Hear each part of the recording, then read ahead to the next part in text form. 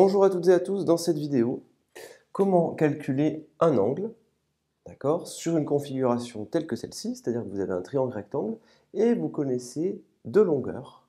Et donc, c'est l'utilisation de la trigonométrie cosinus, sinus, tangente. On va essayer de réfléchir comment déjà faire le bon choix.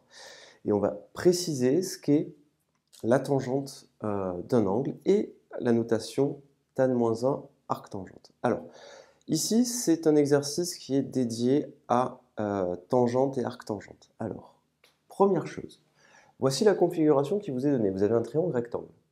Vous avez la longueur AB et la longueur BC, et cet angle-là, qui est l'angle BAC.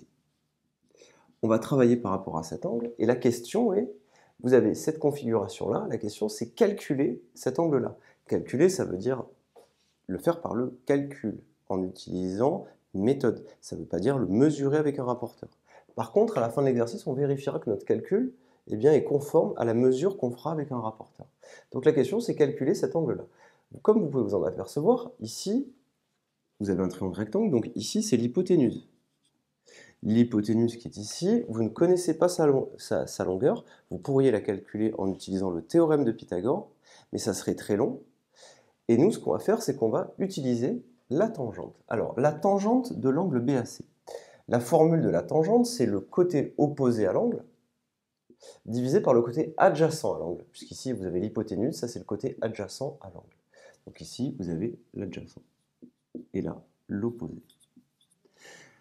La tangente de l'angle BAC, elle est égale au côté opposé sur le côté adjacent. Donc BC sur AB. La longueur BC, on la connaît, c'est 45. La longueur AB, on la connaît, c'est 30. On écrit tangente BAC égale 45 sur 30. 45 sur 30, je le calcule, ça vaut 1,5. Au final, j'obtiens ceci. J'obtiens que tangente BAC, c'est égal à 1,5.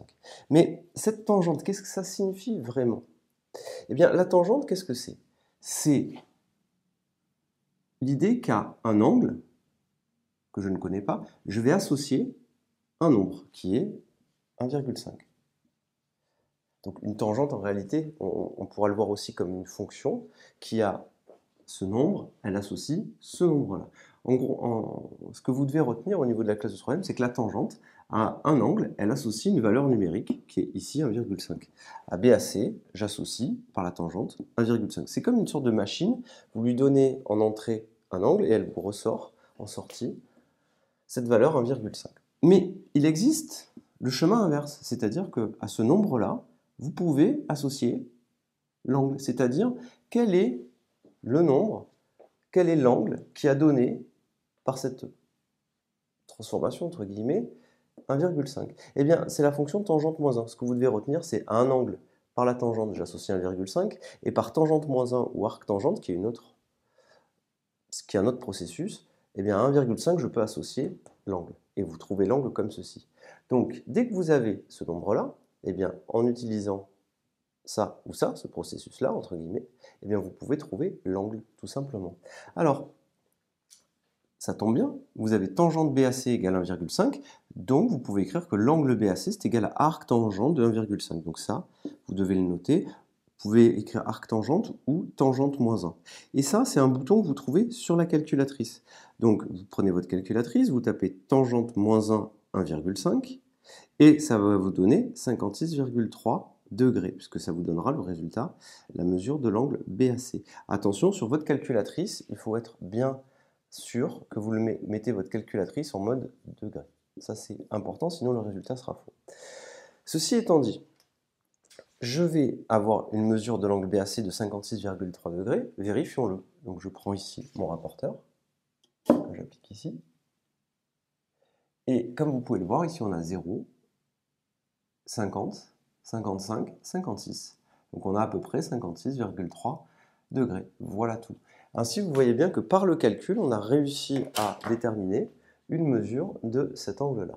Évidemment, vous pouvez calculer l'hypoténuse ici, par le théorème de Pythagore, et vous pouvez faire intervenir le cosinus ou le sinus, et vous aurez à peu près exactement le même type de calcul, mais ça fait rajouter une étape de plus, alors qu'avec la tangente, quand on a ce côté et ce côté, on peut immédiatement trouver l'angle. Rappelez-vous, si vous n'avez pas l'hypoténuse, c'est souvent la tangente qu'il faut utiliser.